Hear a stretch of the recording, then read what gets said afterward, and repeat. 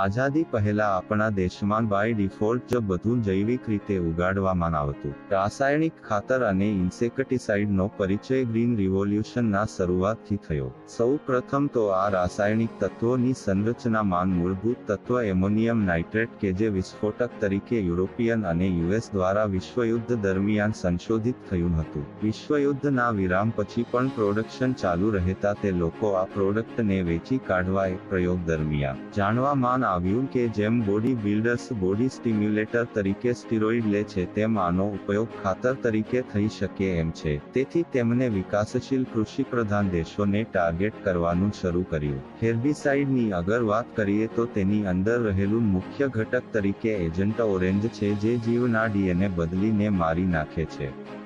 જેનો ઉપયોગ USA Vietnam સાથેના યુદ્ધ વખતે કર્યો હતો, જે આજે 50-60 વર્ષ પછી પણ ચોથી પાંચમી જનરેશનમાં જોવા મળે છે. આપણા ભારત દેશમાં ગ્રીન રિવોલ્યુશનની વાત કરીએ તો 1964-67 વચ્ચે સતત ચોમાસું નિષ્ફળ રહેતા ગ્રીન રિવોલ્યુશનની શરૂઆત થઈ. જેમાં ગ્રીન રિવોલ્યુશનના મુખ્ય ફેરફાર તરીકે દેશી બીજના બદલે HYV એટલે કે હાઈ યીલ્ડ વેરાયટી, દેશી ખાતરના બદલે રાસાયણિક ખાતર, પ્રાઇવેટ કંપનીઓ દ્વારા સિન્થેટિક પેસ્ટિસાઇડ એટલે કે ઝેરનું દવા તરીકે ભારે માત્રામાં પ્રચલન થવું, વજનદાર યંત્રો અને HYV બીજના કારણે પાણીનું ખૂબ વધારે માત્રામાં પમ્પિંગ અને ઇરિગેશનની જરૂરિયાત ઊભી થવી. ઇનપુટ્સની અગર કેટેગરીઝની વાત કરીએ તો ફર્ટિલાઇઝર કે ખાતર તરીકે DAP કે યુરિયા જે એમોનિયમ નાઇટ્રેટની બનાવટ છે, પેસ્ટિસાઇડ કે ઇન્સેક્ટિસાઇડ કે જે પોઈઝન એટલે કે ઝેર છે, ફંગીસાઇડ્સ એ જમીનની અંદર રહેલા બેક્ટેરિયાને નુકસાન કરે છે,